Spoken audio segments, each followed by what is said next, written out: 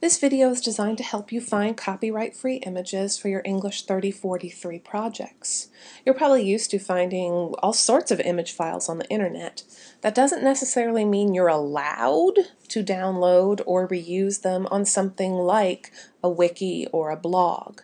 So we're going to go through 3 ways to find images that are available for reuse. And I use these 2 phrases pretty much interchangeably, copyright-free and available for reuse. Where we're going to start is with Google Images. I'm assuming you know how to find Google, but just in case, it's at www.google.com. In the menu bar at the top, you want images. That's what we're looking for after all. And I'm going to show you what happens. Say I just want teachers. That's nice, that's easy. I search for it and I get all these awesome results. The problem is this is every image that Google has found that is related to the word teacher. I can't necessarily reuse it. So where I want to go is this little cog icon, and I want to select Advanced Search. And on this window, it keeps my phrase that I'm searching for, teachers. I'm going to scroll all the way down to this, usage rights. Right now, it says not filtered by license. This helps me find images I am free to use. And so what I'm going to look for is free to use or share. Because everything I'm doing for this class, at least, I'm not doing commercially. I'm not trying to make money off of it. And for my purposes, at least, I don't want to modify it. I'm not going to take the images and manipulate them. I just want to use them. So I'm going to click my Advanced Search button. Look what happened to my billion results. It's down to 2,070. This is how much on the web is not technically available for you to use. All of these images, for one reason or another, have been tagged with the word teachers, and someone has said, you know what, you can go ahead and use these. And you might be looking at this going, wow, I'm not sure I like all of this. Well, okay, some of these are okay. Teachers teaching, okay, I might be able to use some of these images. And the great thing is you're allowed to use them. Nobody's going to chase you down, sue you, ask you for money, ask you how you got his or her photograph and what are you doing with this. So if you're going to use Google, you want to use, again, the advanced search and make sure that you're getting images that are labeled for reuse. Another way to find images for your electronic media projects is by using Flickr. And this is at www.flickr.com. Technically, Flickr is another Web 2.0 social media tool. Everybody can upload and then share content. People can comment on it. People can download and remix what they see here. So it's a great place to find, especially a lot of private photographs that wouldn't necessarily show up in Google search. Flickr has a nice search feature of its own, so I'm going to stick with teachers. It's been working okay for me so far. And see what happens. Flickr has sorted these by relevancy. I could look for the most recent uploads. And again, I see that there's a lot of different options.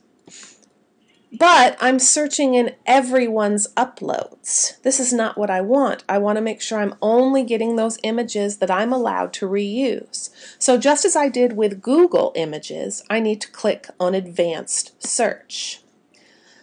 And what Flickr will do is give me its little advanced search screen that again looks a lot like Google. It keeps my keyword teachers. I want to go down to the bottom where it says Creative Commons, and I want to click Only Search within Creative Commons licensed content. Creative Commons is a way to put a copyright on your images. The great thing about Flickr is whenever you upload a photo or video to its service, it asks you, how do you want to license this? Do you want other people to be able to download and use your photo? If you do, what do they have to do? Do they have to just give you credit? Do you want them to pay you money? Do you want them to email you and ask for permission to use a file? So you definitely want to click, I only want Creative Commons content, because I know that's probably going to be my best bet for finding something that's copyright free. So I'm getting, again, far fewer results, but I'm still seeing some things. Like, here's a teacher's office in Korea. Let's take a look at this.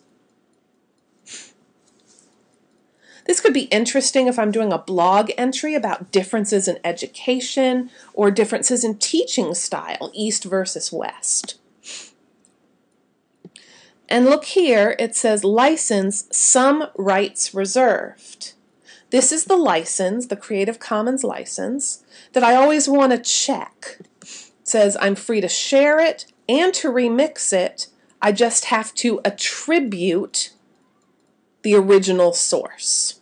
All right, so let's see who's the original source. It says WatchSmart, no real name given. What I tend to do in this case is I go ahead and I get my file, and then I add a caption, I add somewhere in my blog entry or on my wiki page, available via Creative Commons license from WatchSmart at, and then I would include this URL. That's at least how I do my attribution, saying, okay, clearly this is not mine, clearly I got it somewhere else, this is the license, this is the user, this is the URL if you don't believe me and want to check and see this is where I got it. So Flickr has some really great options for you to find copyright-free, available for reuse images that you're going to need in a lot of your projects for this class.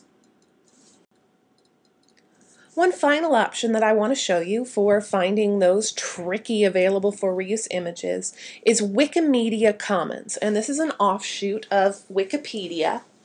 And notice Wikimedia Commons is a database of freely usable media files to which anyone can contribute. The whole idea of this page, and you can find it by going to commons.wikimedia.org. The whole idea is everything here is available for reuse. Everything here you could take and put on a blog, put on another web page. So let's use our standby search term, teachers, and see what we get.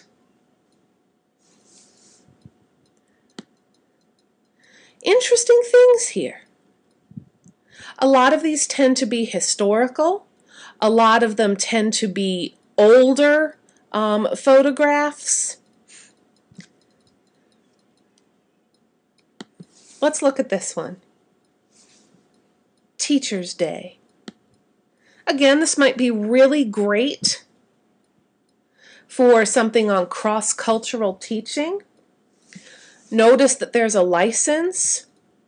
The author, Siam Ahmed, says, I release this work into the public domain, which basically means have at it.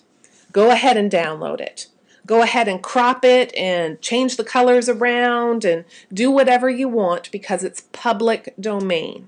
Public domain means there is no copyright or license on something whatsoever.